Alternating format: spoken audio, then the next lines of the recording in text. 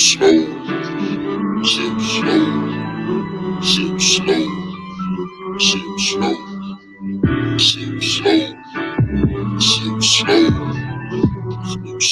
Lee, homie.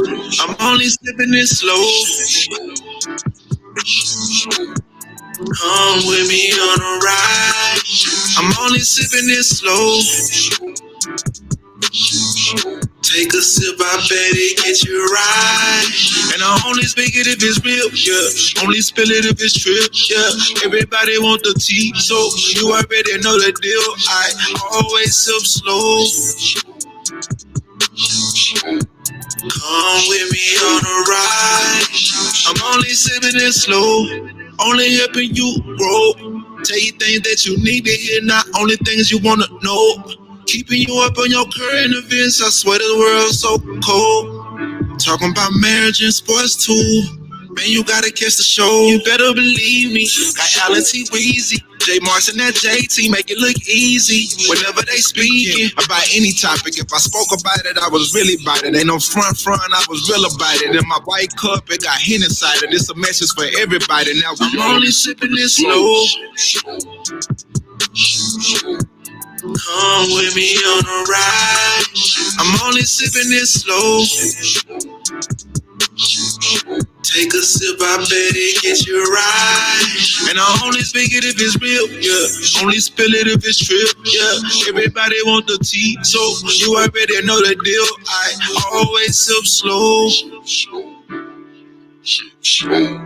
Come with me on a ride. I'm only sipping it slow.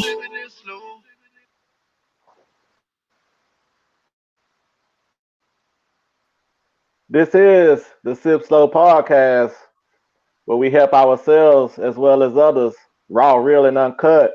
Audio work weekly. It's your boy, Mr. Money Don't Sleep, so T Weezy can't rest. It's your boy JT. It's your boy Duke. J-Dub coming at you.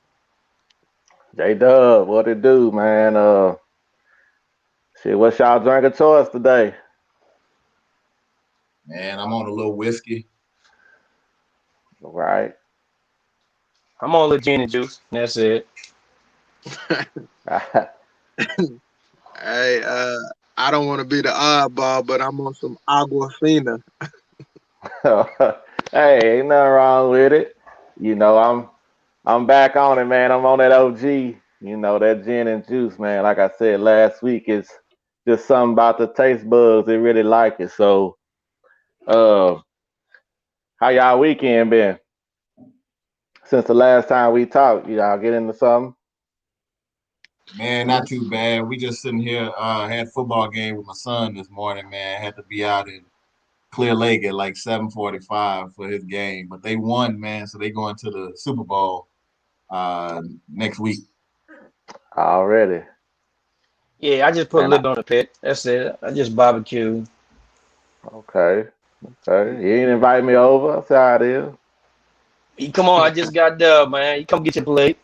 We in the same city, you know what I mean? For real.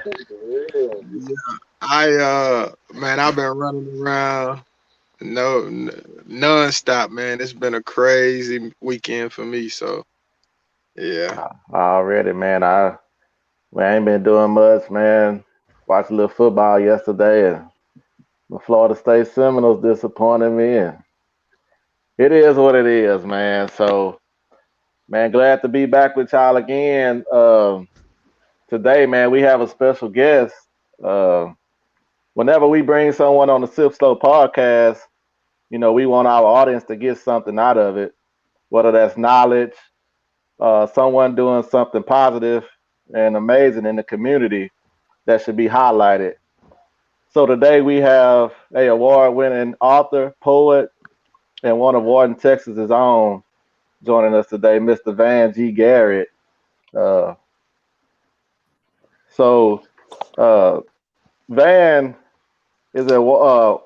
G. Garrett is the winner of the 2017 Best Book of African American Poetry for his book 49, Wings and Prayers, as announced by the Texas Association of Authors. Van is a internationally celebrated artist and author, a visual artist as well. Um, he do photography, videos, paintings, and his work has been displayed or utilized by the Museum of Fine Arts of Houston, the University of Rhode Island, H- HBO's The Wire, and Capitol Records. So, man, we're grateful that Van has joined us today. So we'd like to welcome you on. How you doing today, sir? Hey, look, I appreciate y'all for having me, man. I'm good, man. Look, I'm honored to be here. And look, my brother, look, you're not alone. I'm on that water too today. You know what I'm saying? So it's all good. But I'm glad to be here, y'all. Appreciate it. We thank you. So let's jump into it. You know, I've been knowing you for a good while, and I know you had went off to college, and you know I didn't know exactly what you was doing after that. And then, man, I see that you out here doing big things out here. So me knowing you initially, you know, we went to church together, but I always knew you more on the musicianal side. Yeah. And then now I see that you know you writing and you're an author. So my question was, when did you know you had writing skills? Man, look, that's crazy, right? Because yeah, a lot of people know me from the music, from the music stuff, and that was my passion. You know that from high school, man. That's all I was doing the music thing. Then when I went to college, I went to college on a music scholarship, and but I majored in mass communication. So entertainment was really what I wanted to do. So I wanted to get out there, interview the artists. I wanted to be out there with all the music stuff. But because I know the language of music, it was easy for me to speak to musicians and get interviews and stuff. So yeah, man, it was cool. Like I said, just one blessing after the next. Because when I was in college, I worked for Capitol Records and Source Magazine, and it was cool doing all that stuff. But then it was like I wanted to tell my story. So then that's when the whole poetry thing came about and all that. But I say I probably knew that I had some talent with that. Probably junior year in high school. Okay. I had a teacher, and he was like, I think this is what you ought to do. And I was like, really? So yeah. So I just kept pursuing it, man. Junior year in high school. Junior year in high school. Yeah. Okay. Yeah. So what was your journey to get here today? All right. So backtrack. So I went to college for radio, television, and film, and I thought I wanted to be on TV full time, and I did a little TV for a little bit, but I really like radio. I really enjoy radio, man, and so that was a lot of fun, and so I did that. I did a lot of freelancing and stuff, and had the opportunity to go to New York and work on some things, work on some projects, meet some people there. But I kept coming back to Texas, man. Texas is home, so I kept coming back, and the stuff I observed in Texas, then I kind of put my little spin on it, and then when I go to New York, I take that flavor there and then bring stuff back, and like I said, it was one of those things. I've just been blessed, man. I've had the opportunity to meet some people who have really helped me to find my way. They really helped me to find my path, and just sticking with it. So I do this like every day. A lot of people think, some people think I just came into it, like I fell into this overnight, but bro, I've been doing this like for 20 years. You know what I'm saying? So, really? Yeah. So 20 years. Yeah. But don't get it twisted. I'm not that old. You know that. Right. I just started young at it. So, yeah, man. But a lot of trial and error, and at the time, it was like when Diddy was popping, right? Everybody was like, "Man, I want to be like Diddy. And that's the same kind of I guess grind and drive I had. Like man, I really wanted to be about that, man. Like just put the hours in, put the energy in, and it looks like it's paying off, So for sure. Take that. Already. Doug. Yeah, Van. Man, I knew of you throughout school. You were a couple of years ahead of me, and I went to El Campo, but I did know of you and your sister and your dad and mom, man. So one, I just want to say, hats off to you for what you have done and accomplished, and I know obviously that's still just the beginning. There's a lot of work out there, and I'm pretty sure there's still a lot on your plate that you have to get out. But I wanted to ask you, you've been able to travel the world quite a bit. And see a lot of different things, go to, obviously many places, but how has that inspired your writing and what goes into your poetry even, just that experience? Okay, yeah. Look, yeah, man. Wherever I go, it's like I take a little bit of that energy, but I also like to think I'm bringing that energy too, and so I'm trying to remember. I say probably my first taste of going to New York, it was like that's when my eyes were open to, man, like it's a huge world out there, right? And so it was just like I got bitten by that bug, that travel bug, man, and so I would be applying to different things, different programs and that, and but when I started traveling internationally, then I saw it was a different type of love, man, a different type of respect. Now, don't get it twisted. People aren't gonna always show you like a certain level of respect just because you're in their city or in their country or whatever. But I would say I went to some place like I'll say Europe. When I went to Europe, people just seem to respect me as an artist, right? They respect me as an artist, and then I'd be invited to different places. I can meet different people, and then having those conversations, I would be like, oh, so this is how you do stuff. So then when I came back to the States, I would put that in my work. But not just all the positive stuff too, man, because I've been in some situations where if you think it's bad over here in the States, man, you go some places and you've been the only black man in some of those spots, you can really feel that energy. You can feel that tension. It's a real situation. So so that really influenced my writings. And then like I said, but meeting good people. I love to eat. So, getting some good food, man, and the music. Like I'm really big into hip hop. And so it's crazy because you'll listen to hip hop in another country and you'll hear the beat first. And then you can feel like the emotion and stuff. And then so what I try to do is I try to, no matter where I am, have people to feel that same type of vibe, the same type of emotion, So Wonderful, man. Wonderful. You got another one? No, go ahead. Somebody else shoot. Go ahead. I'll come back. I got a question. What was your inspiration for the poetry book of Pet Bulls and Jaywalks?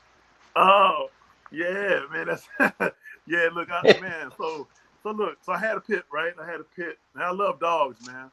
But like being on the road, well, not right now. With everything going on in the world, like I'm not on the road like I used to. But I was like, man, when I wasn't on the road so much, I had a pit bull and just loved that thing, man. And I love dogs and stuff. But then when I keep moving back and forth, I can't always have pets and stuff like that. But make long story short, man, my pit bull died, and I was like, man, I miss this dog. You know what I'm saying? So so I was really writing some pieces thinking about the pit, but also Jaywalks, man, because back in the days, like everybody wanted to get the new Jordans, right? Oh man, I get to get the new J's, right? So we out here jaywalking, right? So then, because I like, I'm a sneakerhead too, so I was like, well, how can I put this together? My love for shoes, my love for pit bulls, but it's really, truthfully, man, it's a metaphor, because I look at it like a lot of times people look at pit bulls and they have a certain misconception, like, oh, it's a pit bull, so it's gonna bite you. Oh, it's a pit bull, they're gonna attack you.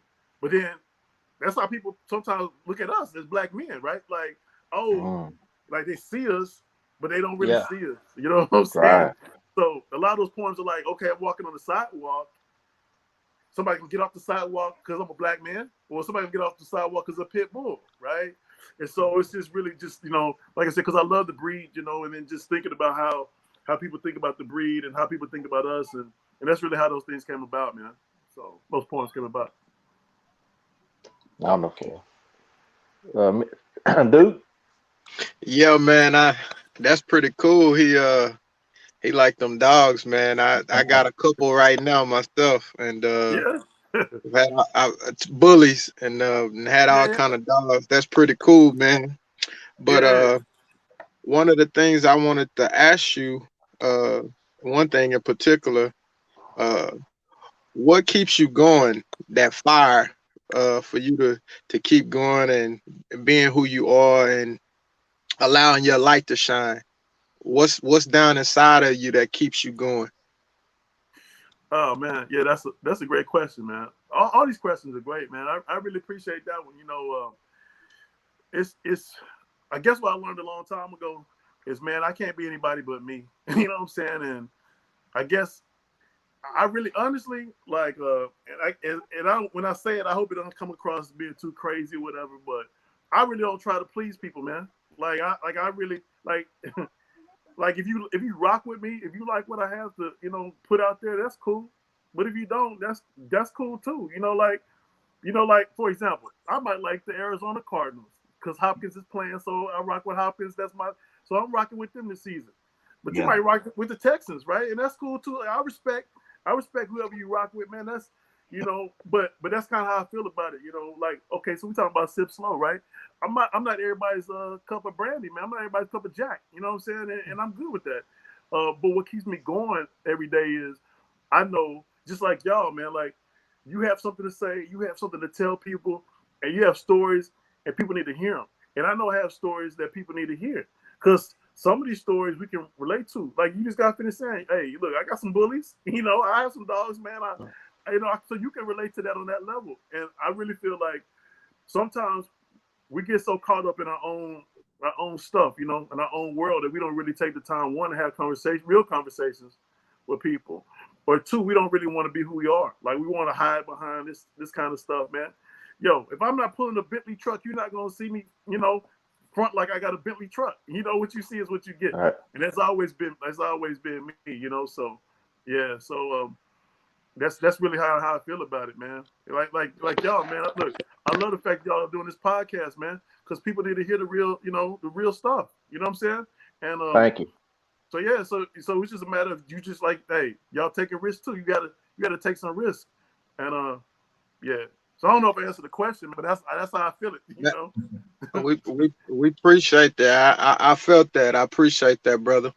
Yeah. Yeah. So, what, in your opinion, what's your greatest accomplishment?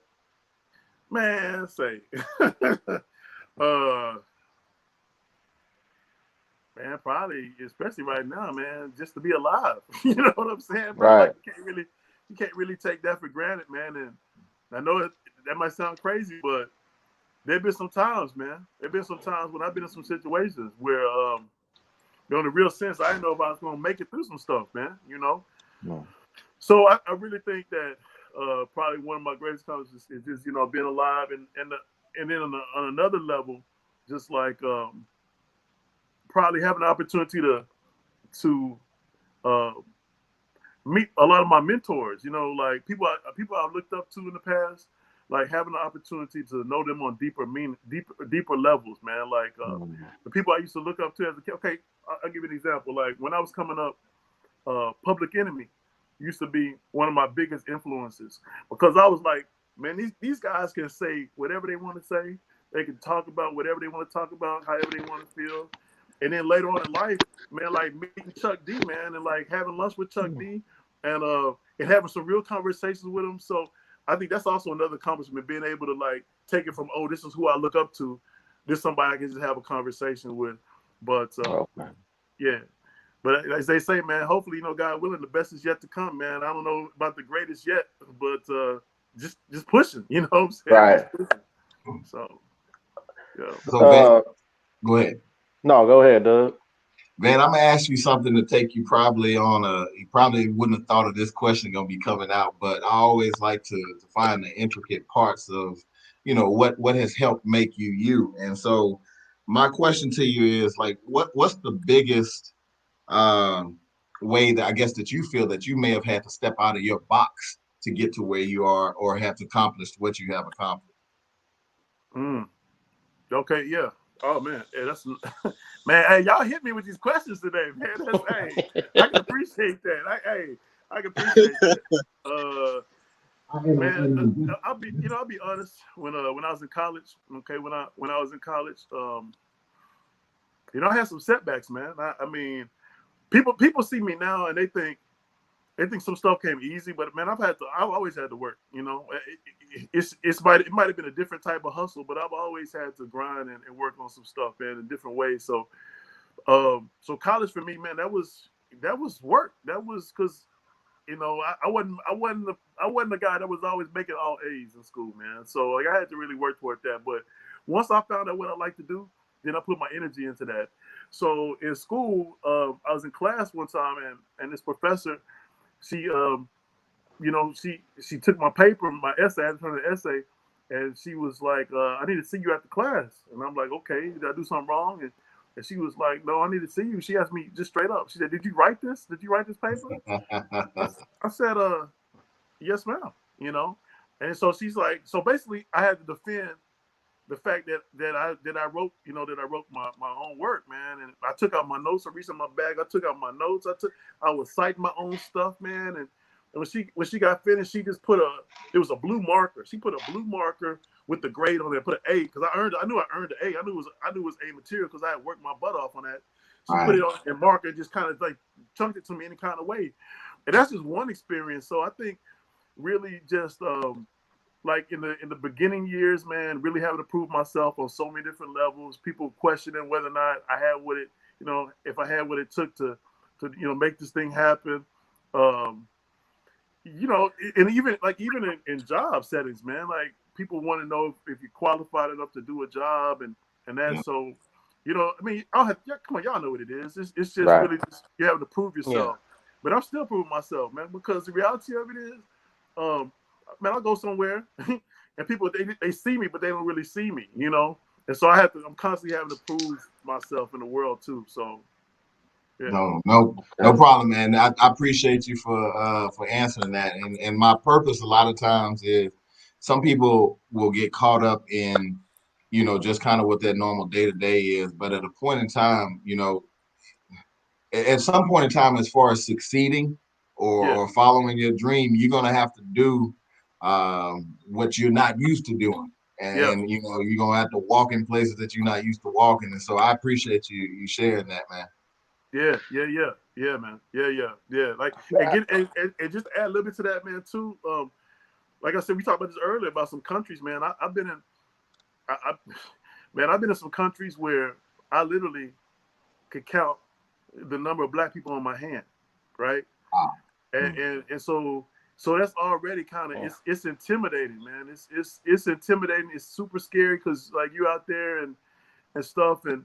You know, so that's a challenge, man. But that's where faith has to kick in at some point, man. But I've been in some places where it's been a different type of challenge, and especially with race, you know. And so some of my early work, you know, I wrote a lot about race, you know, because it's a real deal. I mean, lately I've been writing some more things about that, but I want to bring that up too. But yeah, man, it's definitely been a talk.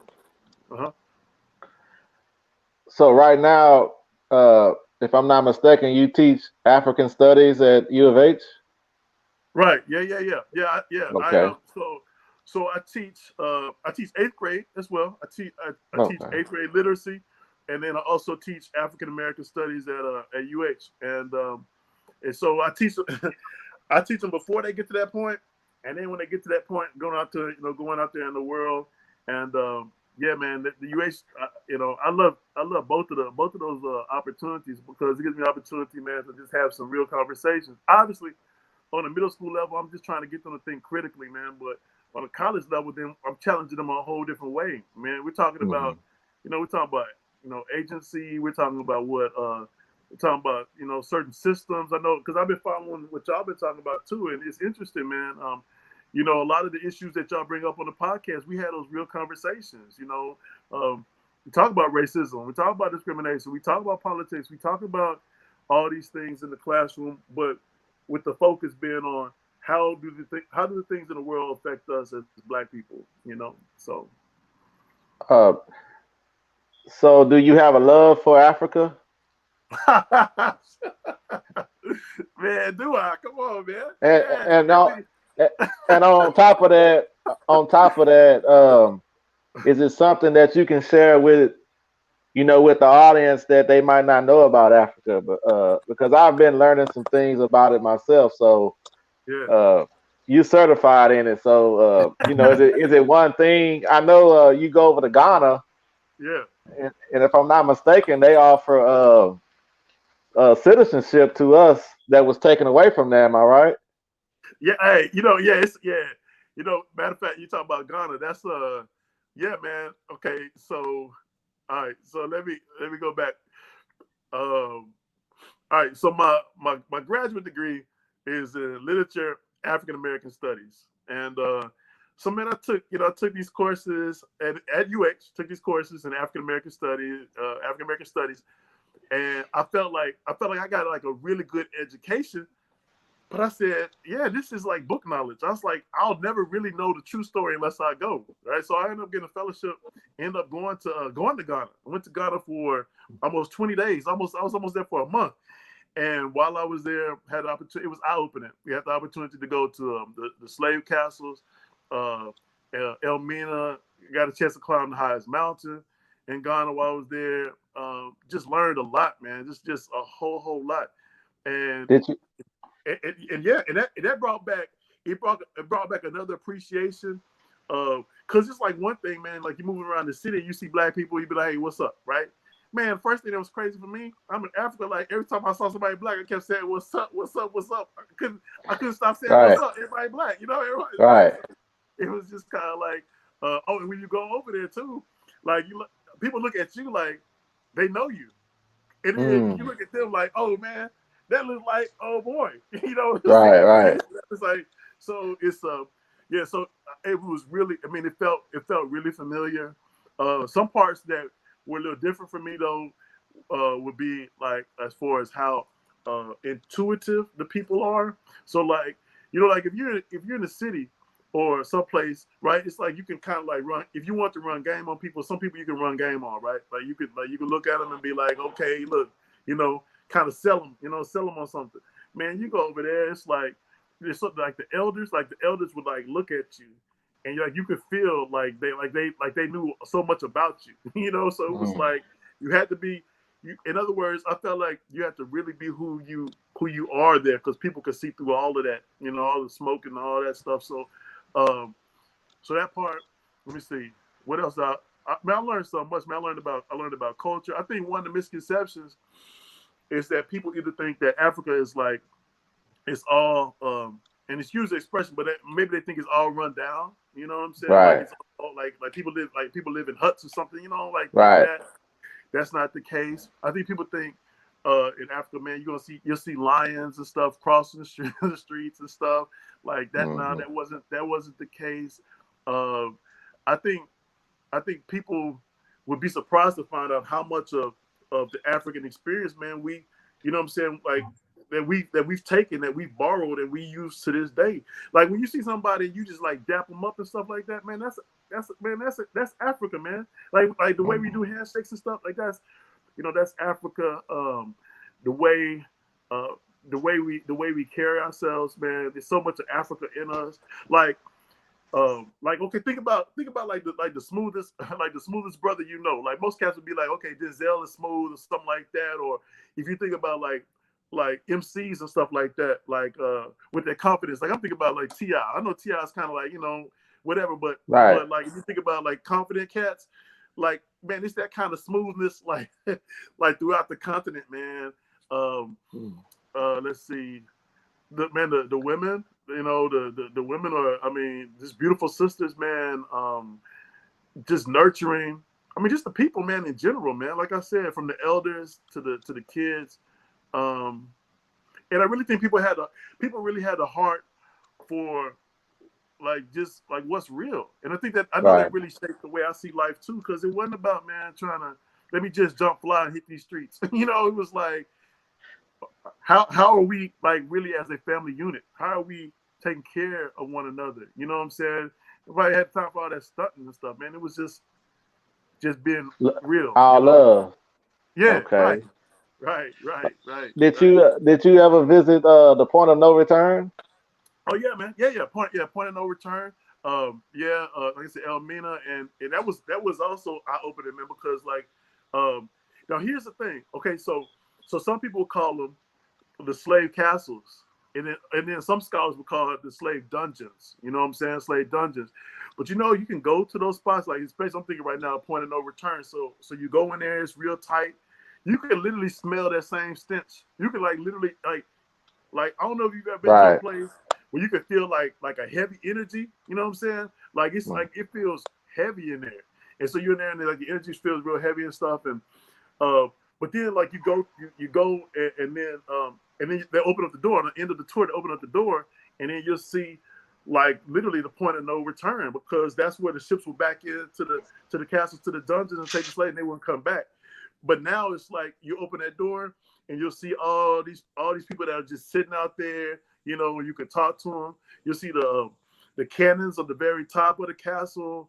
Yeah, man. I look, bros. I would encourage all y'all, man. Y'all get an opportunity, man. Please check it out. It'll open your eyes, and it'll definitely change the way you view life. You know, it'll definitely change the way you view life. You know.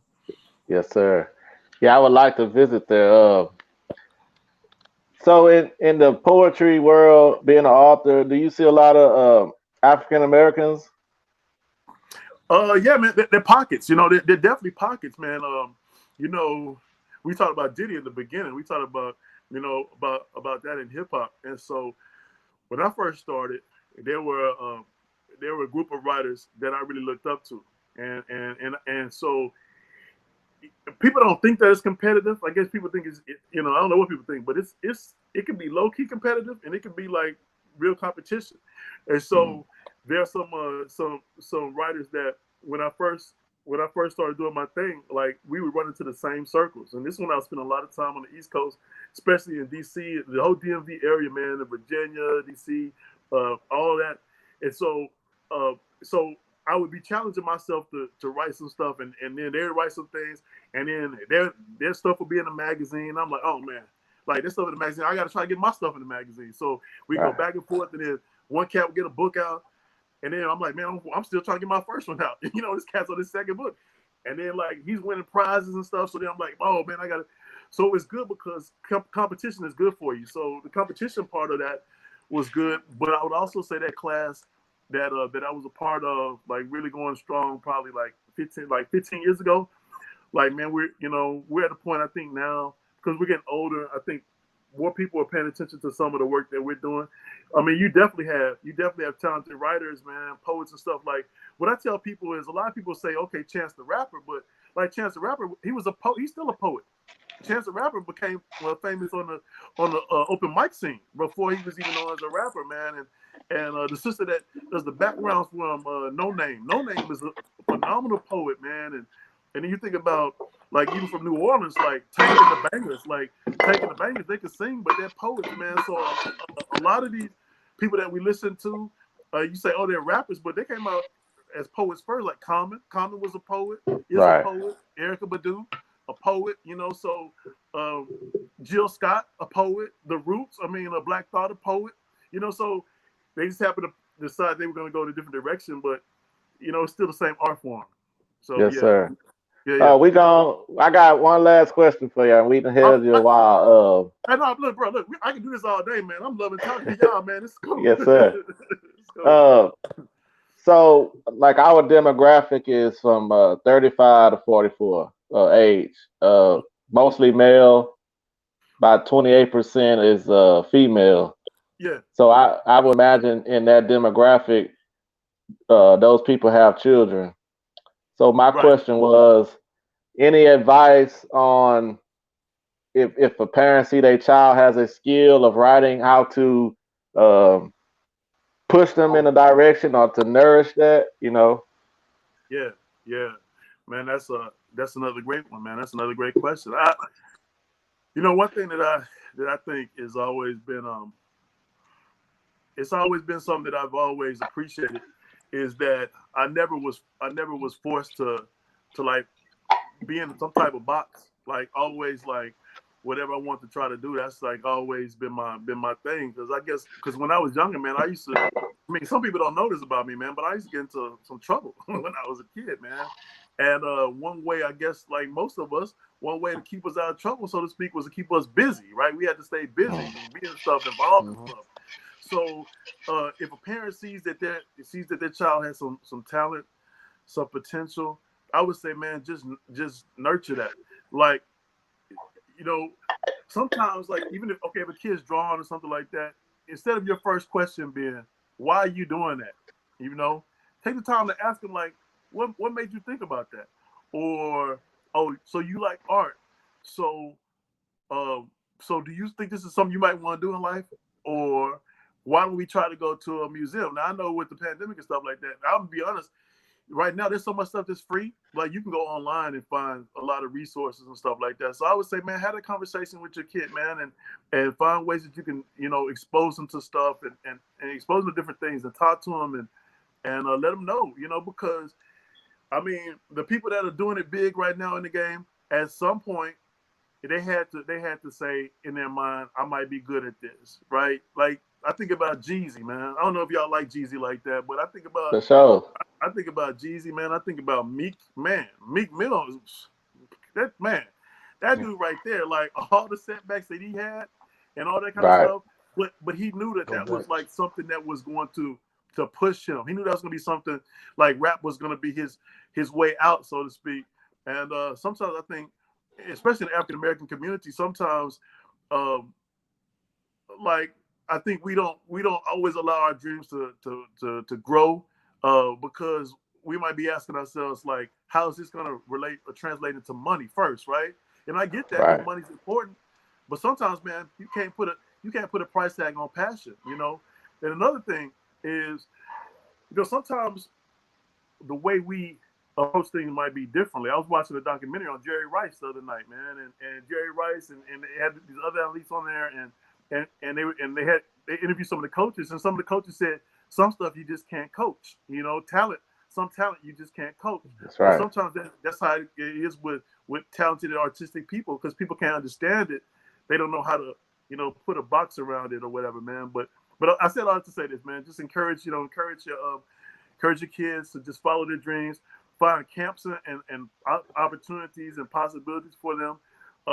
Mentors, that's a big part of it. Letting them know, hey, there's somebody that looks like you that's doing maybe what you want to do, And once, because for me, like, there are a lot of people that when I first started getting into it, a lot of people that didn't look like me when I was looking around. But as soon as I found somebody, an older man who looks like me, who spoke the language, who talked to me about the business side of things, who really broke it down for me, then I was like, okay, now this might be something I might want to do too. So, yeah, I don't know Okay. if I answered that question like Yeah, that, man. man. Can, We can I ask? Can I ask one real quick thing? And Yeah, one I think is only fair to you. This is a two-part question. yeah. So what's next for Van Garrett, as well as Van? Make sure you let all the listeners know how they can follow you, how they can, either what follow your works that you got going on, how they're able to do that. Okay, cool. I appreciate that. All right, so all right. How much time I have, man? We got a few minutes to talk about that. I got how much? No, take your time. Take your time. All right, so I told y'all, like, I hadn't been on the road for a few years. All right, so here's kind of how it was going. I was on the road a lot. I was on the road touring a lot, and that was cool, and I had a good time. But then, life happens, man, and I just kind of took a little time off the road. The road was really taking a toll on me, man. And I had to just give back to my body, and not only that, man, I just had to refocus. And so while I was doing that, while I was just working on some other stuff, working on me, I was also working on projects. So last year, man, it was so crazy. There was a publisher who wanted one of my new books, and they said, hey, we would love to publish this, and we want to release it at the end of December, going to the first of the year. I'm like, okay, that's perfect. And then the Pitbull, and that was Water Bodies, and then Pitbulls and Jaywalks. I'd already written a book for that particular publisher, and the term is chapbook, and the chapbook is like a mixtape. It's not the whole collection, but it's a sample of, like, what people can expect. So they say, hey, we want this chapbook. So I was in a really good situation, man, because I had two books literally to drop at the first of the year, the first of the year, the end of December, the first of the year. So I was like, okay, I'm about to go on tour. So I remember I did the first date was in Corpus, and it was good, man. It was a nice little vibe. I mean, people showed up, showed love, and that was cool. But the second event was in San Antonio, and that was in March, right at the very height of the pandemic. It was in March. People really really like feeling what I was doing, man. I was throwing parties on the road. It was really a situation. It was a good time. But then when I came back, because I remember it was like I think March the 16th or something like that. Then that's when the world shut down, right? The world shut down, and it the touring, like all the touring stuff stopped, and I was like really off to a good start. So then I took a little time to kind of like refocus what I need to do, what I need to work on. In the meantime, though, I had my debut picture book that was supposed to come out 2021, but I heard from the publisher, and the publisher was like, "Hey, you know what? We're gonna push this back." So I was like, "Okay." So to answer all of that. So some of the projects, many of the projects that were supposed to come out 2021 have been pushed back to 2022. So that's cool. And I'm talking about these are like some big projects. So they're going to be at least 2 picture books that are coming out 2022 by a big time publisher. In the meantime, though, I won this national prize for poetry. So I have another book. It's about boxing, and that's coming out in 2021. So in January.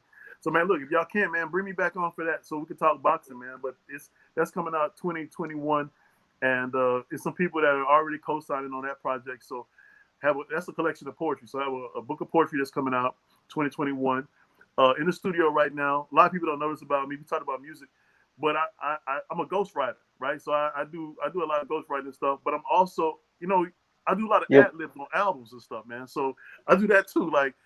Yeah, I do like your pen game nice. Your pen game nice. Say bars. Oh. Come on, bars. All right. Don't let the smooth taste fool you. You know what I'm saying? So I do that. I go stuff. So yeah, man, that kind of stuff. So I'm back in the studio working on some things as we speak. So 2021, I think it's gonna be like a mixed bag of stuff.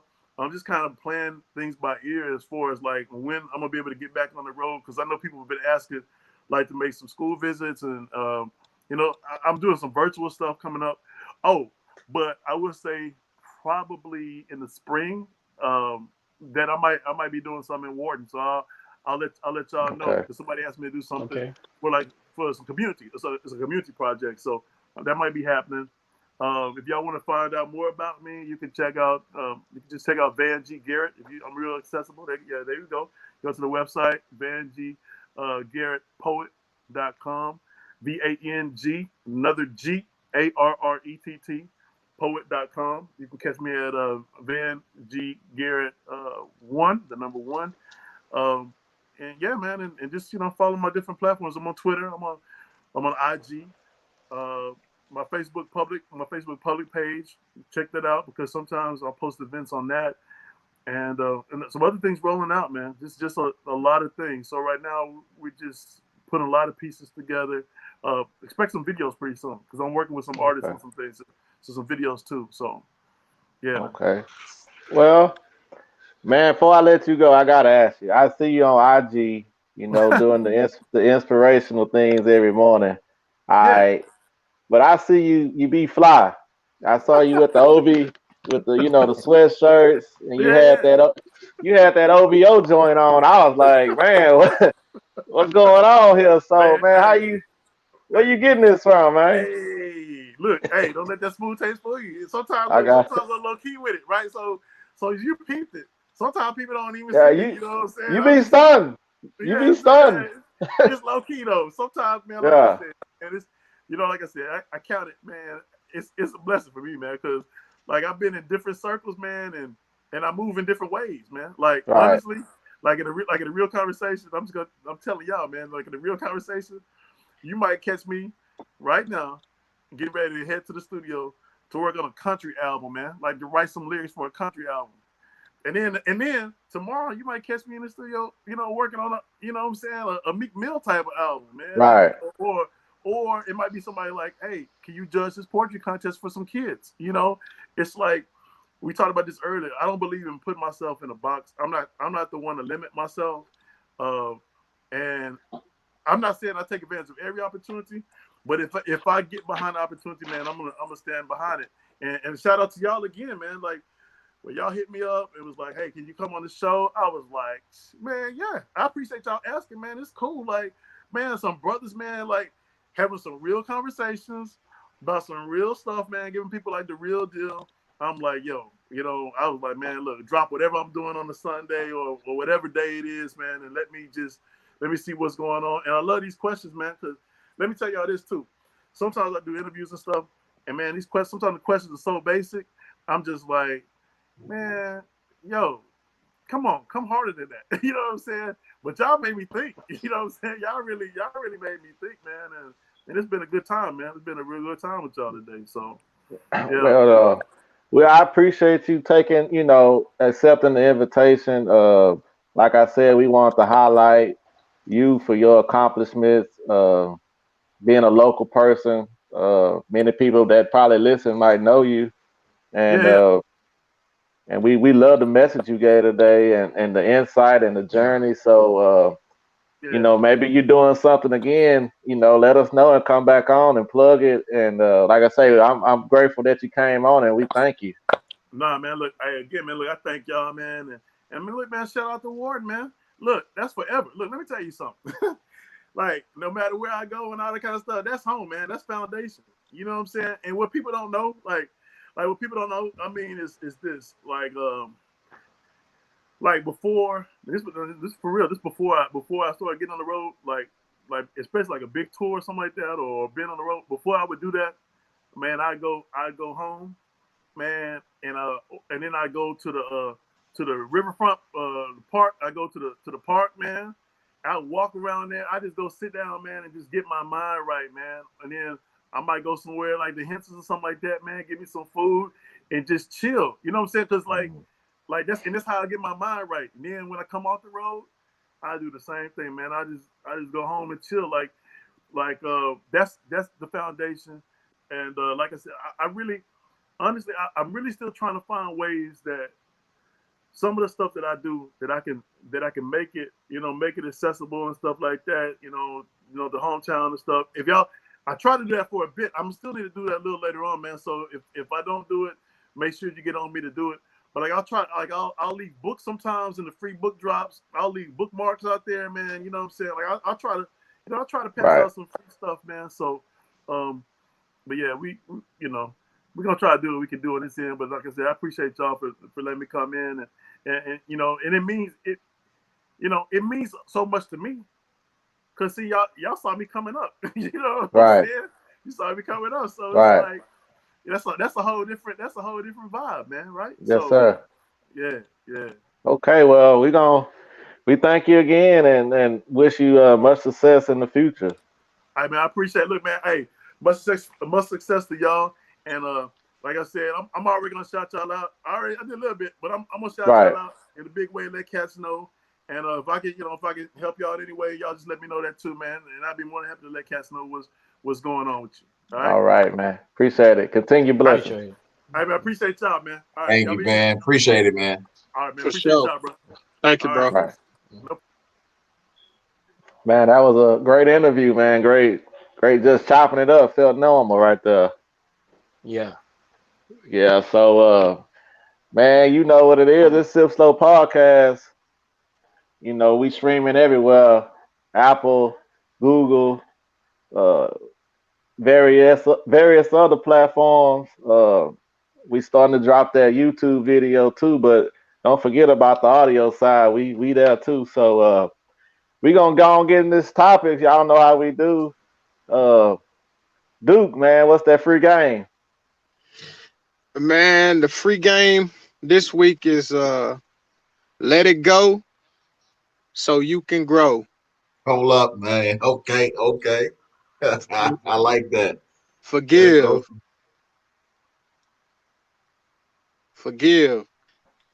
Okay, I like that. Yeah, Let man. it go nice. so you can grow. That's Yeah. nice. And forgive. Okay. Yeah, Duke, a lot I of had to write that down, Duke. I appreciate Yeah. that. a lot Me a too. lot a lot of us, thank y'all. A lot of us, we hold on to stuff, and sometimes it's months, sometimes it's years, and it stop us. It prevents us from growing. It prevents us from being successful. It prevents us from having our breakthrough that we want and need. And it's just easy to forgive, man, and let it go, and move on. Sometimes we hold those things inside of us, and it makes us weak. And Yes, the sir. people that we are holding these things against, then moved on, ain't even thinking about it. But yet here we are still stagnant, holding on. So just my thing for the people and for me too. This helps me too to let go, so you can grow. Forgive. Okay, man, that's solid, man. Yeah, Yeah. you, you gotta feel that. You gotta feel that. So, you know, you got a lot of people that go to college. You got some people that go to a trade school. So, J Dub, man, what's your thought? What's best to do, college or trade school? Man, you know something? Over the last couple of years, my daughter, she's a senior now, and so I Make I it look. Mhm. make it Can to you hear where me? it's just yeah. Okay.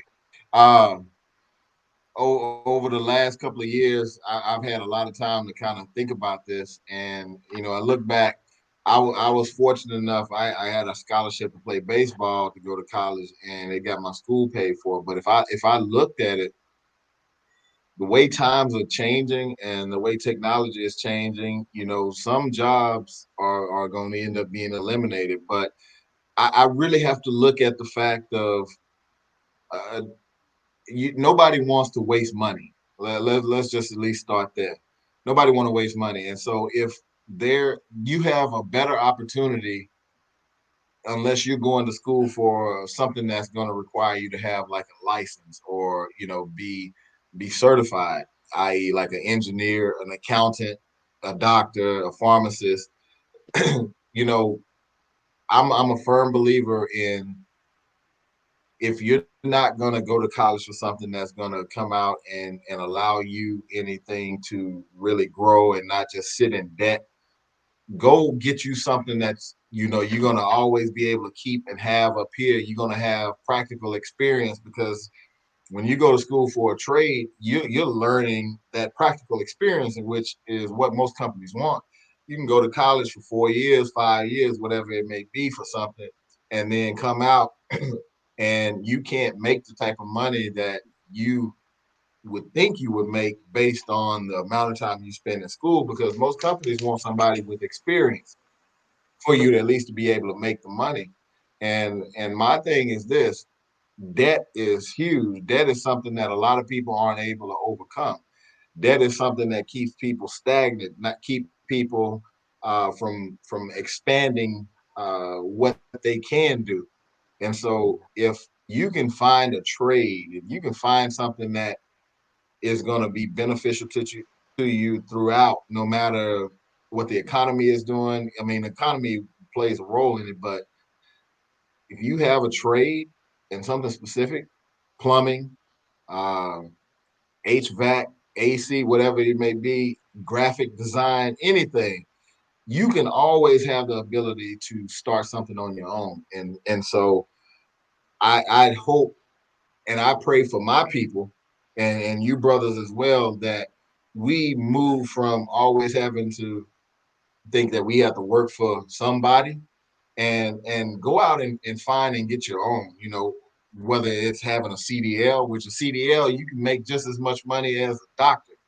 If you think about it, a lot of these, a plumber, they're gonna make just as much money as a doctor. AC, you can work smart and not work hard. And the hard part that I'm talking about is, don't get yourself caught up in the, I have to go, and because of this I have debt now.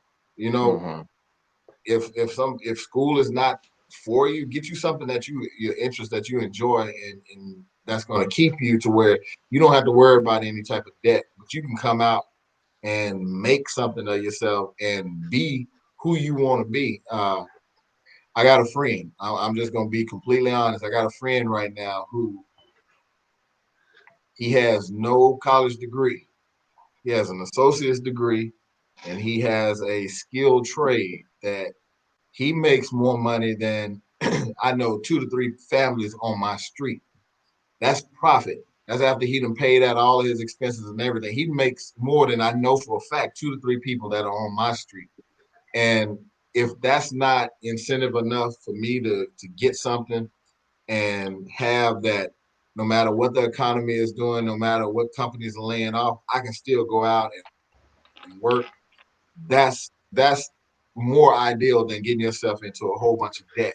Again, if you want to go into being a doctor, an accountant, lawyer, pharmacist, nurse, you're going to need school. And that makes sense because you're going to always have an ability for a job. But some of the other degree plans, look, the things have changed now. Uh, if you're doing something and you're not gaining from it, it's not the best fit. And so I do appreciate that. I went to college. College life is fun. The experience is fun, but I graduated with a degree that I have never worked in.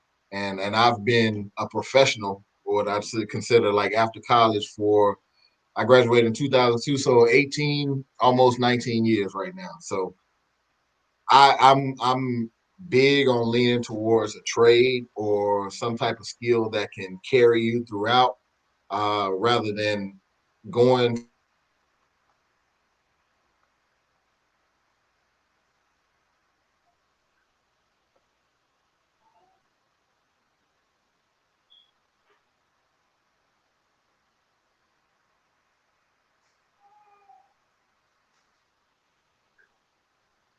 Um,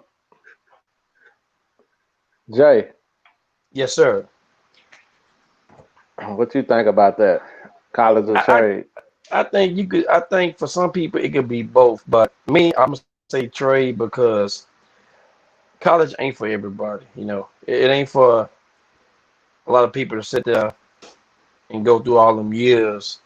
And like your brother said, you come out with the degree and you don't work for what you went for. But I think the trade would be easy because you got what he said: plumbers, HVAC, electricians. You got all of them that make good money just going to school and getting the trade. And like he said, most of them guys that I know that do all this, they got their own business and making good money.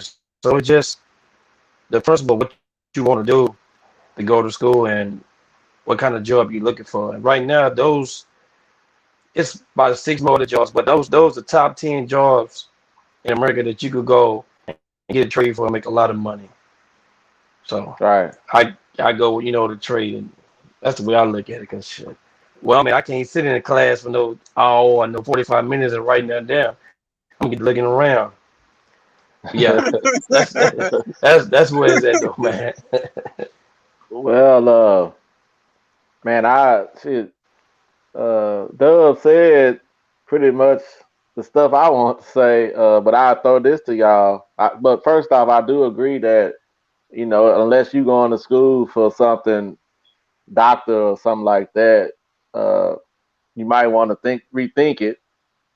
But the average student loan debt for a bachelor's degree is $30,000. So when you get done with school, you looking at that to pay back. And then for a master's degree, it's $66,000. Compare that to a 2-year technical school, which is $10,000. I mean, man, if you follow Dave Ramsey or something like that, you can knock off 10,000, pay that back in, a few months if you're Yeah, doing what you're supposed to do. So, uh, and also, if you go into that trade school, think about it, it's going to take you less time. Then you can get on out in the workforce and start making money, and that's key. Especially if, man, you can, like nowadays, a lot of these plant jobs, you can have a little 2-year associate's degree, something like that, and you could be a manager just reading the computer all night and making big money. So Hmm. it's just a lot of times we conditioned to think we got to go to college, and that's just not the case all the time. So, uh, Duke. Yeah, you guys made some great points. I was fortunate enough to be able to do both, college and a trade. So that's a little split for me. But I would say the trade side, the NDT side, non-destructive testing side, that catapulted me and put me in a position that college would have never put me in. Man, that's Um, huge, boy. and I know back when I was in college, the private school that I played a little ball at or whatever, it was like 885, and eight to nine bands a semester, and Mm, that was 2001, two. So and going forward, that was almost 20 years ago, and no telling what it is now. So uh, I would say for anybody that's getting ready to embark on that journey in life to look at what you're good at, uh, whatever you're good at, whatever you have a passion for. Uh, we just had a prime example on the show. We interviewed Mr. Garrett, and go after that. And sometimes that trade side, it's more fulfilling because that's what you like, that's what you enjoy. So don't put yourself in a box, uh, and don't settle. But that's what I would say. I mean, the trade side helped me a lot more. I was able to get bags. So, uh, mm. real talk. So, and I wasn't working as hard. You know what I'm saying? That's It was real simple. Your head over your back, and I'd rather use my mind and my intellect any day over my back and my spine. mm. So, I know I'm. But go ahead, T. No, go do your thing. So that's what I would say. I'm even as far as both of them go. But just to give advice, I tell somebody don't be bound to one or the other. You know what I'm saying? So go after what you desire and what you love. And if you got a gift to trade, you know, uh, go after that and forget the college because college ain't for everybody. No matter how they say it and they preach it and teach it, college, college, college. But and then one more point. Back then, when I was going to college, I think 70% of the people that had degrees didn't even work in that field. And Dub said it himself, like, and that's a true thing. And I know boys that got college degrees and master's degrees when it went bad. Some of my partners, man, they couldn't find jobs. You just finished your masters and you working at Blockbuster. And Yeah. this a true story. So uh, just go after what you good at and what's in your heart. And it might not be college. So that's what I got to say, my brothers. Uh, Now I was gonna say that I felt that if you go to college, most likely you'll have that job that's indoors, 8 to 5, and you make your money. To me on that trade side, I know John just said he had a different experience, but to me, when you go to trade side, most likely you can make money, and most of the time more money than the person that went to college.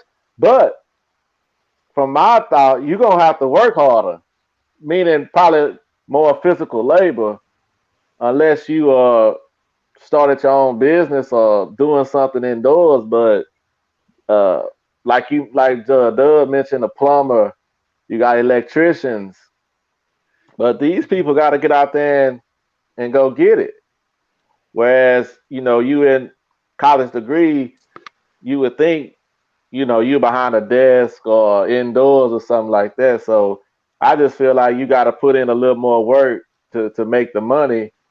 but the money is there, and you don't have to be in that debt. So, uh, Doug, man. So, what do you tell your kids about Man, the college? And then you too, JT. man, like I said, my daughter is getting ready to graduate come June 5th. She graduated on her birthday. And, you know, as a parent, I'm gonna be as real as I can with my kids and certain things. I know her personality, I know what her strengths are. Uh, she wants to go to school for business, which is fine. Go ahead and go. But she wants to be a realtor. Honestly, that's something that she can actually jump on the day after she graduates if she wants. She can go into real estate school. I'm not putting any pressure on my kids to just pursue college immediately.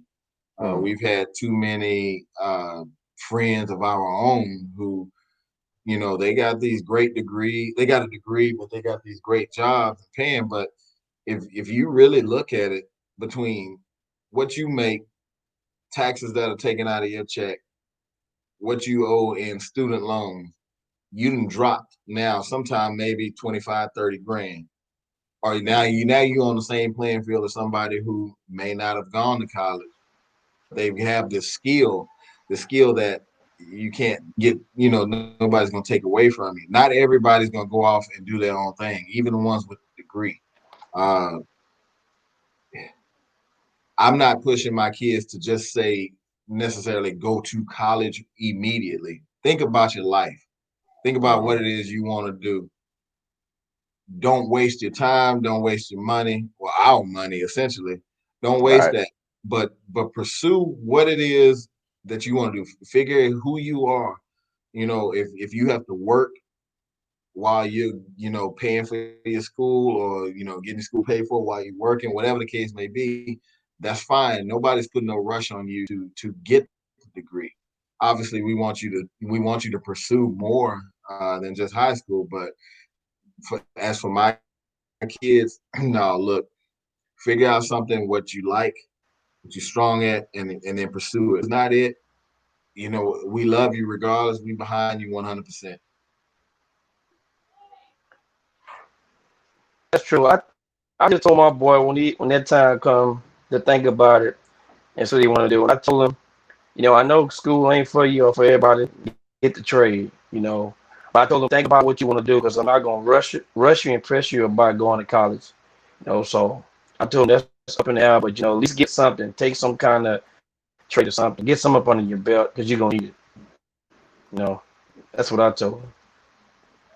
Yeah, because it's a lot of times we see that you got kids that go to school, they mess off 2, 3 years because they don't even know what they want to do. They're just up there partying and Yeah, this and that because they're away from the house. So like Dub said, if you make that child have them a job to help to pay for that, now you're gonna separate who's serious and who not. Because you out there putting your money to it, but when mom and daddy footing the bill, like the old folks say, man, easy come, easy go. You know what I mean? that's it. So you are listening to the Sip Slow podcast. Jay, man, uh, how to be a good friend, a real friend, not just a good friend, but a real How to friend. What's your how to thought be on a that? the thought on a real friend is it's not when it's good. It's when the tough get going when it's hard. Everybody can be there when you got good times, but when you at the times when that friend needs you to be real, to be upfront with them, don't sugarcoat it. That's what being real. Sitting down having a good conversation, talking to them, even when they're going through something, just in there listening. Being there for them because everybody ain't got nobody that say they real. Because some people say they're real, but if you need to call them at 2 o'clock in the morning, talk to them about something personal, they sleep. But it's a difference. To separate from real, and some people call it real, and then they not real friends. But and now these days you really can't count your hand of having a real friend. But from the things I've been through and been around, I know some guys that I'm on the show with right now. They've been real. I went through some difficult times that hey, you need something to talk about. You need to talk to me, call me, whatever. That's you look back on that, man. That's what you call real, though, because everybody don't tell you that, especially when you're going through some where I call it dark times. It's something we all got to go through in life, but it's a hard thing. But when people tell you that, and you could call them and talk to them, it makes a whole lot easier and better.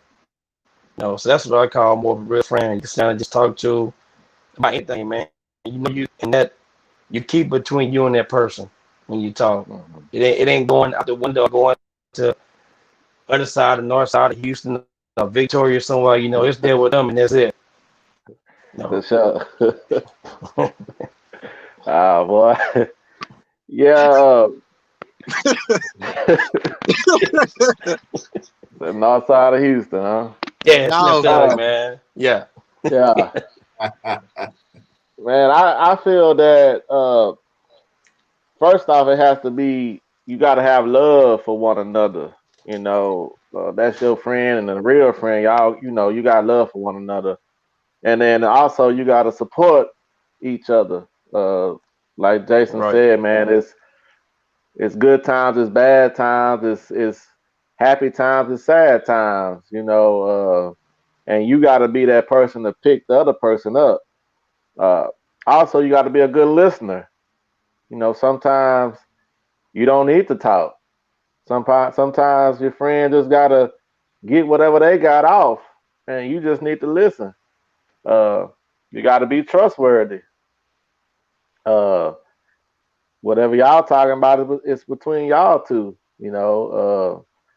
And then good friendship goes both ways. I can't just be Right. real with you and you not being real with me. Uh, that ain't gonna work. So it gotta be equal, and we both gotta be invested in this friendship. So that's my thoughts right now. and I agree with y'all, man. Y'all can't and couldn't have said it any much better. Uh, you don't have a lot of friends in today's time that are real friends. Uh, quick little story. We talking about college. I remember being in college, and I think he was the head of the kinesiology department, Dr. Webb, and he would observe me on campus and stuff, see me in the cafeteria, and he said, "Man, Marks," he said, "how many friends you got?" He asked me this in front of the class one day. I started laughing because I started thinking about all my friends from back home. I started thinking about all the football players, and I was like, a lot. I can't even count. So he bust out laughing, and he started laughing. I got offended. So I was like, Dr. Webb, why are you laughing? And he said, I'm gonna tell you something, young man. He said, when you start living and you start understanding life and growing, he said, you're gonna be surprised how many friends you really have that are real friends. He said, and I bet you'll remember this. You're not gonna be able to count them on one hand. So uh, I say all that to say this: real friends are genuine. Real friends are trustworthy. Real friends are dependable. Friends are honest. Real friends stand by you. Real friends will let you know how they feel. Real friends will have your best interests at heart, regardless if it's to benefit them or not. Real friends will stand with you and stand for you, regardless. Hmm. And real friends will tell you the truth. I mean, Out. we need the truth. Sometimes we have friends that go along with us when we're wrong, or amp us up when we're wrong, but we Yeah. don't need that. So Nah. so that's what I say. And I can say that y'all are real friends. You know what I'm saying? No matter what I done been through in life, no matter what then came up, you know what I'm saying? Being gone, being around, I got some brothers that I could go to that I know, good, bad, and ugly, that's gonna give it to me raw, real and uncut, and that's gonna stand by my side. So uh I'm thankful to say that All I right. got I got real friends on here right now, so that's Already. what real friends are to me. So You mentioned something, dude. See, you don't need nobody just gonna agree. No yes man, so to speak. Uh, I know I done told Jay, uh, man, look, if you see something going on that ain't supposed to be going on, you need to tell me. You know what I mean? Because if you don't tell me, then I got an issue with you. right, If we real friends. right. So now everybody don't feel the same way. And I think that if you don't feel that same way with your friend, that might not be the friend you just need. Just keeping it straight up because That's Talk. true. I'm not gonna let my partner be out here looking crazy or doing something crazy. So how do y'all feel if your partner come at you and say, well, look, Duke, look, Dub, look, JT, man, you out here moving wrong. You need to do something different. How do y'all feel about that? How do y'all accept that? That's real. Cause I feel like he looking out for you, man. That's he really tell you that, then he looking out for you because whatever you're doing is a consequence in it. So he giving you heads up. Maybe it's something he went through to be like, man, don't go that way. You know, get yourself together. That's the way I look at it. I mean, I feel the same way. It's not a lot more that can be said than what all of you have said. And the crazy part about it is all of you have been friends for a long period of time. Y'all have seen each other's ups and downs. And I'm saying this because I've seen from the outside looking in to all you listeners. Don't want you to think I don't know any of these guys here like that. But Right. I've seen through the test of time, you guys have stayed true to each other. And that doesn't happen that often. Like Duke was saying, man, the teacher told him, as you continue to grow, you'll start seeing who your real friends are. I believe that wholeheartedly, and it's nothing more I can say about that. Honestly, I had a guy who he a frat brother of mine. He was a true friend. We started a basketball organization together, and I'm not even sure what happened, but things had turned. And, the more I started seeing after that, I was like, man, this dude really wasn't a true friend.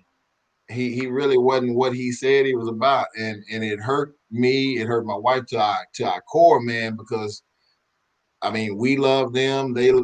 We felt that they loved us, and then all of a sudden they did something. And, I was ready to take it to the next level. I was like, man, No.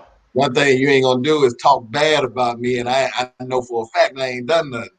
I could understand Right. if I did something to you, and I'm gonna own up to that. But no, a true friend is somebody, just like Duke say, somebody that's gonna be with you through thick and thin. I don't even know how much more can expound on that.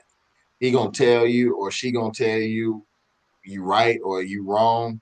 They may stand up with you knowing you wrong, but gonna let you know, like, look, man, or look, hey, homegirl, this ain't what it is. You gotta chill out. And that's what you find as a true friend. Anybody that you have gone through things with, people who have known what you've gone through and been able to be there and support you and help you through that. So that's what a true friend is to me. Okay. Well, you are listening to the Sip Slow podcast. Man, we saw this week that Oregon became the first state to decriminalize the personal possession of illegal drugs, including cocaine, heroin, oxycodone, codeine, and meth. This reclassifies possession of small amounts of drugs as a civil violation, similar to a traffic offense. The penalty becomes a $100 fine, which a person can avoid by agreeing to participate in a health assessment. Selling and manufacturing drugs will remain illegal. So, Duke, man, what's your thoughts on this? Man, I don't. I'm not surprised. Oregon, Washington, all of those northwestern states, especially meth. When you look at the meth, I mean, a lot of those drugs have uh, ruined lives, and it's so plentiful, and it happens so often. I guess they're tired of it. I mean, I'm looking at it like, okay, we we locking these people up. We just kind of with like society, they making it normal. Uh, but and just to give my opinion on it, I think that eventually a lot of more states are gonna follow that train, and uh, eventually Texas. I think weed will be uh, illegal, and a little slap on the wrist if on the amount side. A lot of more other states will do this. I mean, it's not really that surprising, being that I got some brothers up there, some boys up there, and it's just crazy, man. The drugs and that drug game up there is bad, and you know, maybe I don't know, maybe maybe they'll find out that it's not a good deal. That's not really a good idea. So, uh, I mean, it doesn't surprise me, man. I mean, the way the things are, like I say, is getting crazy. So, um, They getting high up there, man, boy. what? You ain't lying, shit. Hey, So zombies Montana. too. Zombies, man. Hmm. For real, for real. Yeah, Doug. Yeah. Man, I only thing I can say about that is, man, I'm pretty sure that's one of them places if you go to it, you hold your pockets, you watch where you go, because man, Wild drugs, Wild West. man, drugs are rough regardless. I hate to see anybody using hardcore drugs like that, but I don't know what the next man is going through, and I ain't finna sit up here and judge that man. Only Mm. thing it can do is be like, you know what? If nothing else, smoke all you want, shoot up all you want. The blessing part of it is that I guess, depending on the amount, you won't have to worry about going to jail. But that's pretty much all I can say on that. I don't have a lot I can Shoot expound. up all you want. Do all you want. I got you. You might hear that again later on. Yeah.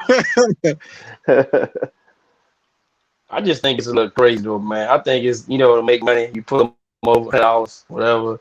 And two, they say they got to help some of the veterans, man, to ease their minds. So Yeah. I guess they find a way to make money. They can get high. Shit, like you say, when you're high, you feel no pain. So Mm. they might get a lot of people come up there to move up to Oregon, man. Shit. That's true. That's true, So though. to get high, Yeah. for something like that. So that's what I say about it. Hey, I That's tell you true. what though, dealing with that meth. I mean, they gonna get some people get some good work hours out of them because they ain't sleeping no Yeah, time soon. yeah. Teeth You gonna have that black. gone. You gonna have that black and white in your mouth too. Teeth gone, boy. You out of Yeah, there. Yeah. You- Start looking like Skeletor. yeah. Man, for real. Yeah, that's a mean drug. yeah. I'm gonna touch on a little something, man. I thought y'all was gonna hit it, but y'all didn't. I sure thank y'all. Um, I feel that these are the drugs mostly white folks use. Uh, and this is Ooh. just my opinion. This is just my humble opinion. I feel like maybe it was a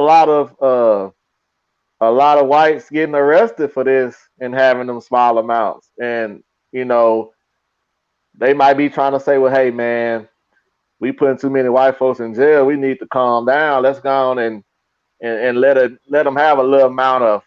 Think about this: a little amount of cocaine, oxycodone, uh, heroin, and meth. Man, that's some powerful drugs. Man, You what? ain't lying. Make you stay up I, all I, night. Shit. all it takes is a little amount. You feel me? So Yeah. Crazy, man. I mean, yeah, it's nice that they want to help somebody if they do have a drug problem, and not just taking them to jail and giving them another way out. But on the flip, think about how many African Americans have been incarcerated for small amounts of marijuana or small amounts of cocaine. So I think we got to look at it from both sides. I mean, they're not just doing this just to be nice. I Right. think, Yeah. like I said, I think these are drugs that the white folks use up there in Oregon and in Washington. They was one of the first ones to legalize marijuana. They Mm-hmm. just getting high up there, and That's it. these these drugs are probably just ravishing some of their neighborhoods, and most of it is the white folks. So I mean, just keeping it a bean. You feel me? And T, big bro, let me add this too. You got me thinking too.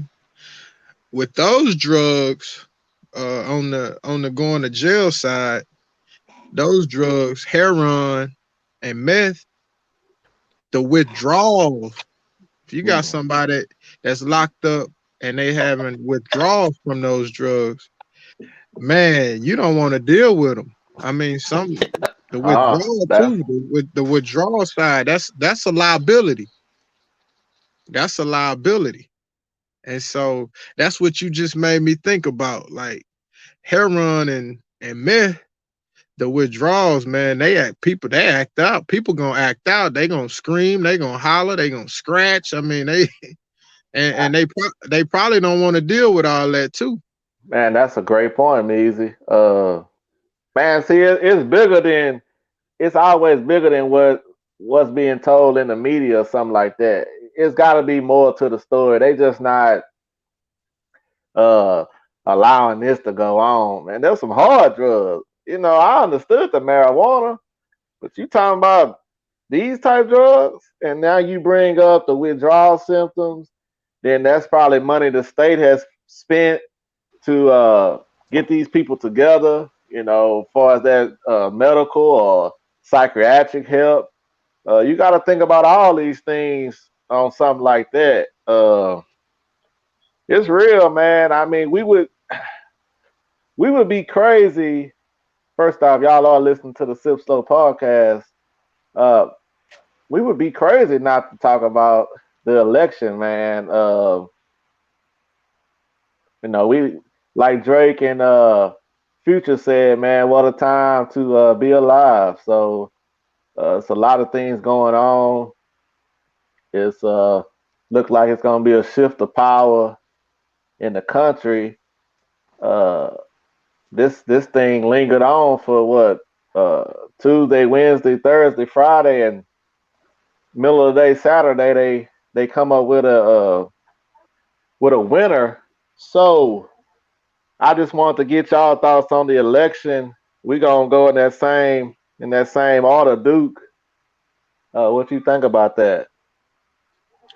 Well, man, I mean, I haven't watched an election or been that in tune like ever before in all of my years, you know what I'm saying? And uh I really was like locked in, and it's kind of like you watching the finals or something. Like it was real like, man, what's gonna happen? What's gonna go on? But it was a real relief for me after it was over. And not to just get off into too deep off into the political side, but man, I was just like, man, I'm glad it's over. Maybe this nation we can move on. I was definitely happy with Biden and Harris being elected, and I think they're gonna bring some change and bring the people together. I mean, I like the fact that people were doing a Harlem Nah, shuffle no, downtown. nah, nah. Don't tell me. Don't tell me you Hey, like that. Come on now. I You like that? mean, You like that shucking and jiving? well, I just think we're more powerful. I think we're more powerful when we can set aside color, race, and we could come together. I mean, the country has never been so divided under any president. And you look at the history, and I mean, we've come a long way, but I think the division side was crazy with Donald Trump. But I'm just ready to see what's going to happen and the change. And I think it's a fresh breath of air for me. And I'm sure many others feel the same way. And maybe we could cut down some of the division. That's what I think about the election, and I'm glad it's over with.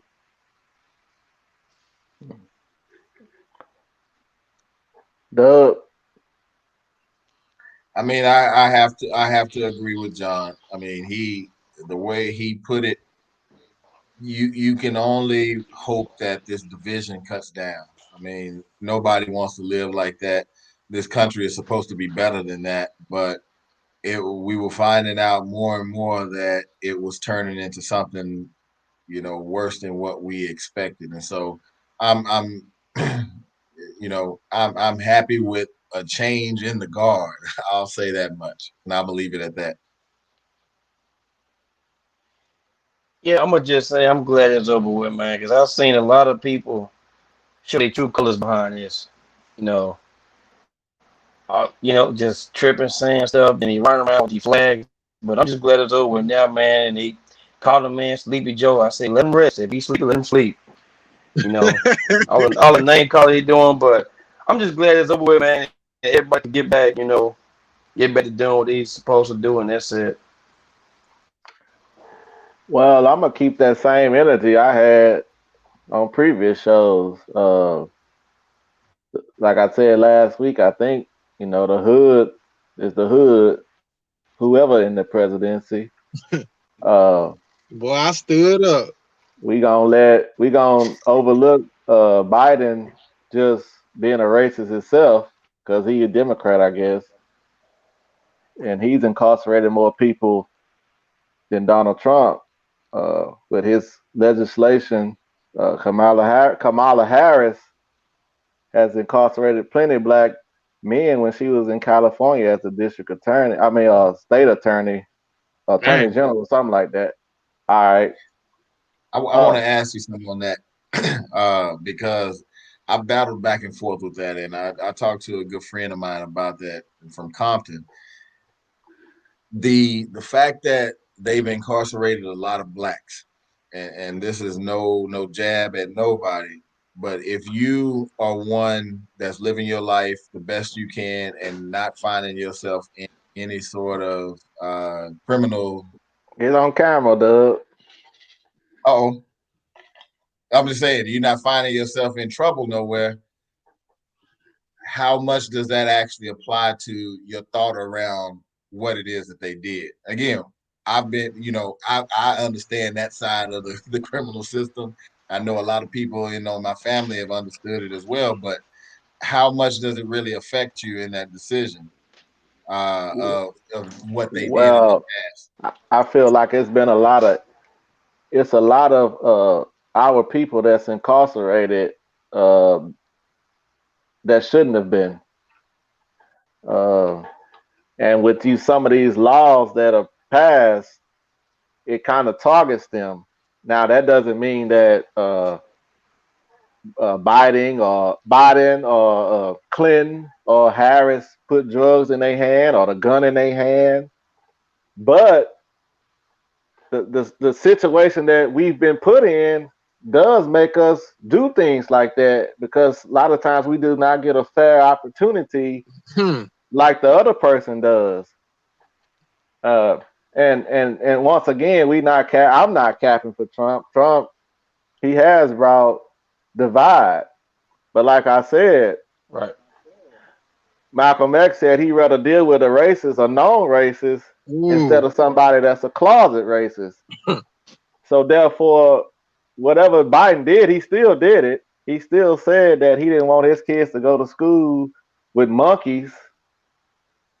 He helped on that crime bill in '94.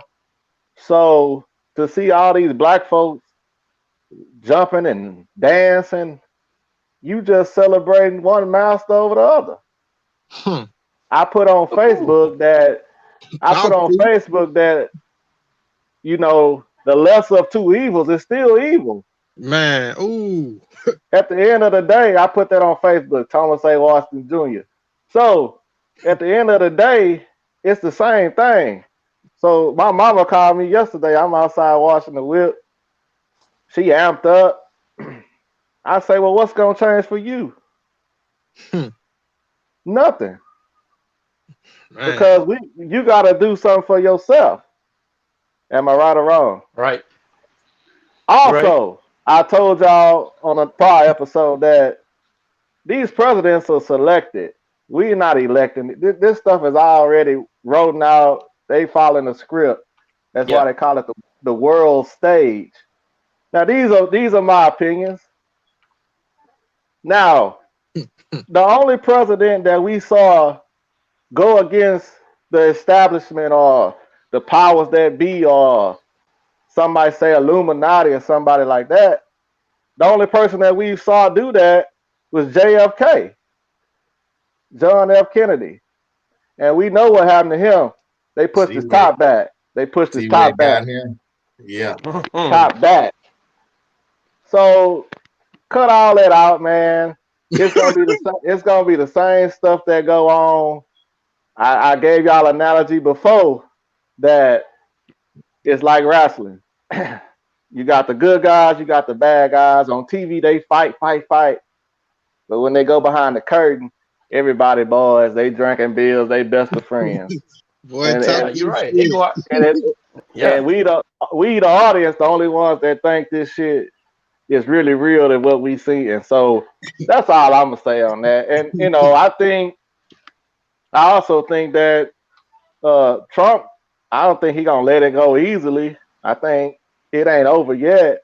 Not saying that he gonna win, but he gonna keep fighting.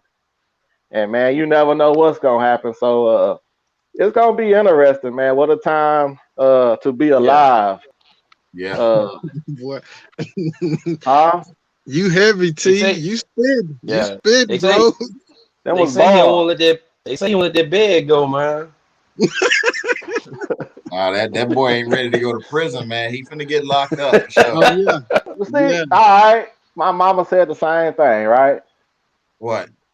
About he gonna go to jail. And guess what Yeah. I hit her with? I say Yeah. now, why Hillary Clinton didn't go to jail? I mean, they didn't find Ain't nothing. nobody going to jail. Now That's Trump. what I'm saying. We gotta stop just listening to this stuff, listen to the media. Hillary Clinton did a whole lot of bad stuff. Now Trump going. Pence and Giuliani. They all gonna be in there. Well, let's see. Yeah. Yeah. Let's let it play out. We'll Let's see. find out. Yeah, Come February ish. We'll yeah. find out. Let's see because I'd be shocked. Not to say that they don't deserve to go to jail, but I'd be shocked to see that. So you are listening to the Sip Slow podcast, man. We see that on November 28th, Mike Tyson fights Roy Jones Jr. Man, what are y'all thoughts on this? To me, that's wild. Uh, I know they were supposed to fight like 6 weeks earlier, and then they kept pushing it back. I guess to kind of get a little more in shape.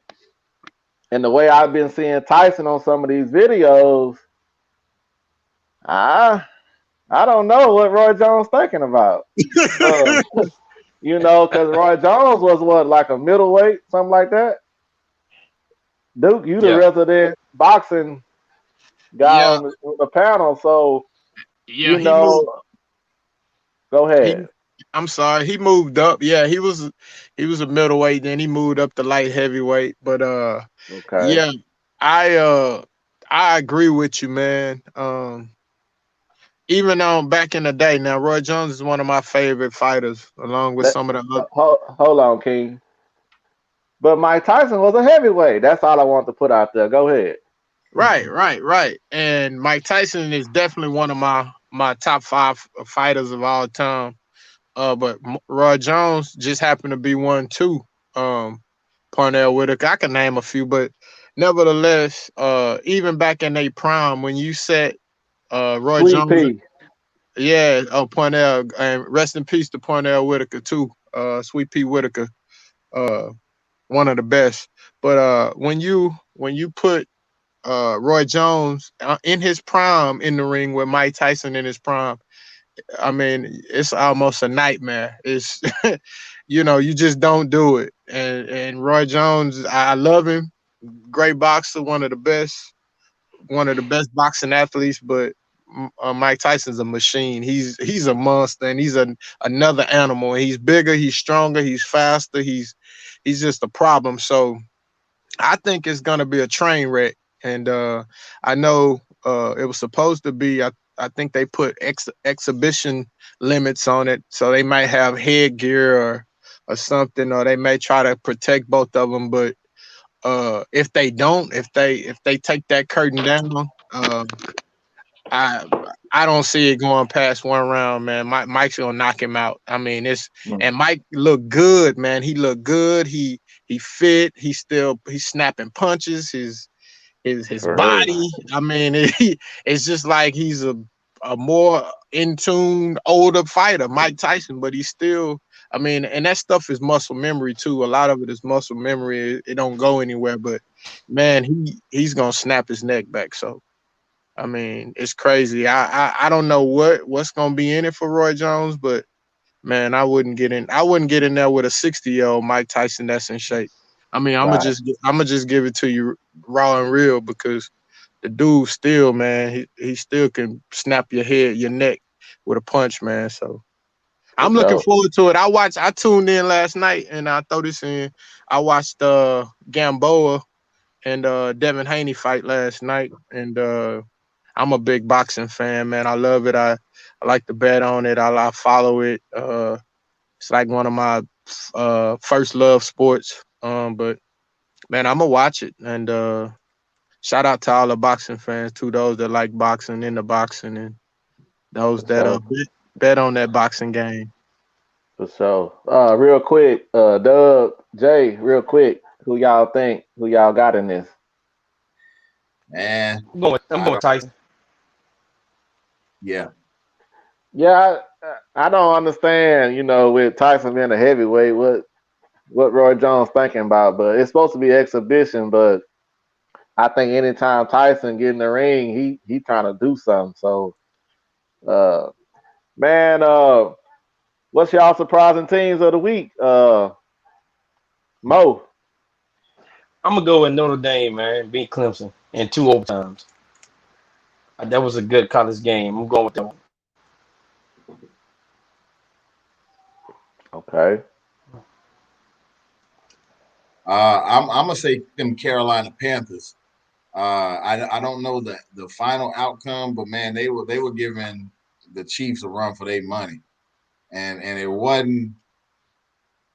wasn't lucky plays. They were methodically working their way down the field. When I cut off, I didn't get to see the end of it, but I'm gonna give them the E for effort this week. Okay. Unfortunately, I'm gonna have to go with IU again. Yeah, Man, they they balling, man, and I mean it's sad for me to say this. They beat the brakes off of us, man. Michigan, the Wolverines, man, and they on a little streak, man. I don't know if they gonna make more noise, but I mean they just kind of took the breath out of me yesterday. I didn't expect that at all. So uh Harbaugh, man, I think this gonna be his last year too. That's my boy. Uh been rocking with the brothers, and even when he was at my NFL team, San Fran, man. I mean, uh, good coach, but he just can't do it at Michigan, man. It's just time. It's time to get him out of there. But IU is my team, so Michigan Wolverine is my team, but that's my surprising team, Indiana. Okay. So Okay. Mine was Liberty beating Virginia Tech on the road, 38-35. That That was a thrilling game. If y'all didn't see it, the way it ended, man, I got to back to easy. Indiana beat Michigan 38-21. I mean, man, that's enough said right there. So, man, we come to that point again, man. What did y'all learn today, Duke? I learned today, and I shout out to Mr. Garrett again. I learned that no matter what you do, don't limit yourself to one particular thing, and don't put your blinders on. Whether it be your career, whether it be work, whatever's in your heart to do it.